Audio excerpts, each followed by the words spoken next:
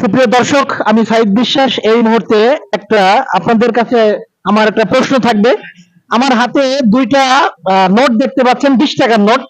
এটা হচ্ছে আগের নোট, যেটাতে শেখ মুজিবুর রহমানের ছবি দেওয়া আছে।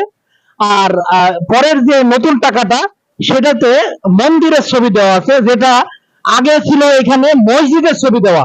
তো আমি জনাব আমাদের আসাদ ভাইকে, ওনাকে আমি একটু প্রশ্ন করতে চাই যে ভাইজান, আসসালামু আলাইকুম, ভালো আছেন? ওয়ালাইকুম আসসালাম। ভাইজান, এটা দেখছেন যে নতুন 20 টাকার নোট যেটা, এটা কি দেখছেন আপনি? না, আমি এটা দেখি না, এই প্রথম দেখতেছি। আচ্ছা ভাইজান, আমার প্রশ্ন হচ্ছে যে এটা তো আমাদের মুসলিম কান্ট্রি। তো আমাদের মুসলিম একটা দেশে এই যে এখানে আপনার এর আগে তো মসজিদের ছবি দেওয়া ছিল, তো এখন এখানে মন্দিরের ছবি দেওয়া আছে। তা আমার প্রশ্ন হচ্ছে, যদি এই টাকাটা নিয়ে আমি মসজিদে ঢুকি এবং এটা নামাজের জন্য আমি মসজিদে ঢুকি, তো এই টাকাটা নিয়ে আমি যদি মসজিদে যাই, আমার নামাজটা হবে কিনা? নামাজ হবে কিনা অতটুকু আমি জানি না, তবে এটা যে মসজিদ এখান থেকে সরাইয়া মন্দির বসানোটা জঘন্য অপরাধের কাজ হয়েছে। এটা জঘন্য অপরাধ। এখানে অন্য কিছু দিত, মসজিদ সরানোর কি দরকার ছিল? কোনো দরকার ছিল না। মন্দির দেওয়ার দরকার আছে, আর এক জায়গা দিত, সমস্যা নেই। মন্দিরকে আমরা অবহেলা করতেছি না। না।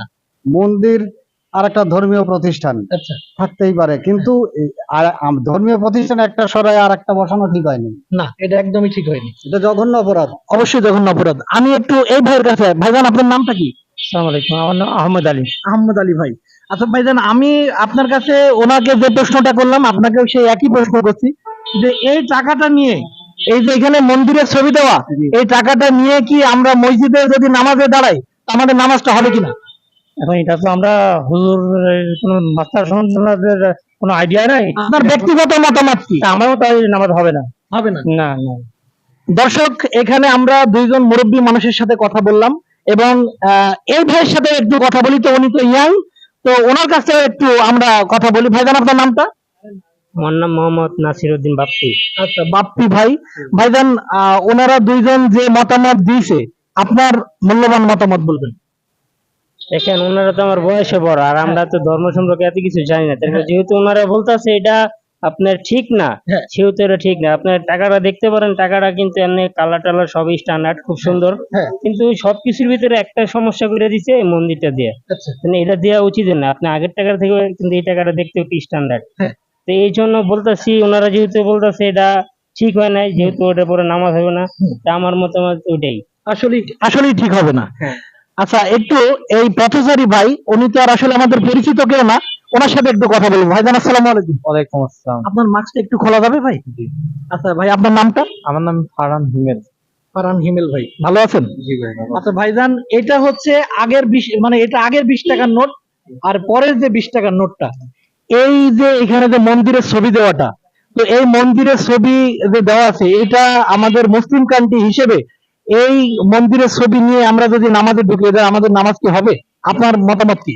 ভাই, নামাজ একটা নিয়তের ব্যাপার, ওইটা হচ্ছে আপনার এর সাথে ডিপেন্ড করে নামাজের কোনো সম্পর্ক নাই। আচ্ছা, এখানে তো এর আগে মসজিদের ছবি দেওয়া ছিল, এখন এটা মসজিদের ছবিটা সরাই যে মন্দিরের ছবিটা দিয়েছে, তাহলে মসজিদের ছবিটা কি কোনো অপরাধ করছিল? না, অপরাধ ছিল না আসলে। বিষয়টা কি নিয়ে কি বিবেচনায় করছে তা জানি না, বাট এইটা বাদে অনেক রকম জিনিস ছিল। আমাদের বাংলাদেশে অনেক রকম জিনিস আছে যেগুলো দিতে পারতো, বাট মসজিদটা দিয়া এটা আমার পছন্দ হয় নাই, বা এটা ভালো লাগে নাই। মানে মন্দিরটা দেওয়া আপনার একদম পছন্দ হয়নি।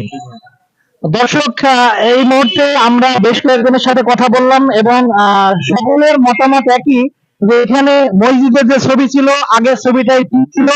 পরে যে মন্দিরের ছবি দিয়েছে, এখানে হাজারো মানুষকে যদি জিজ্ঞেস করি, তারা একই কথা বলবে যে এখানে মন্দিরের ছবিটা বসানো উচিত হয়নি।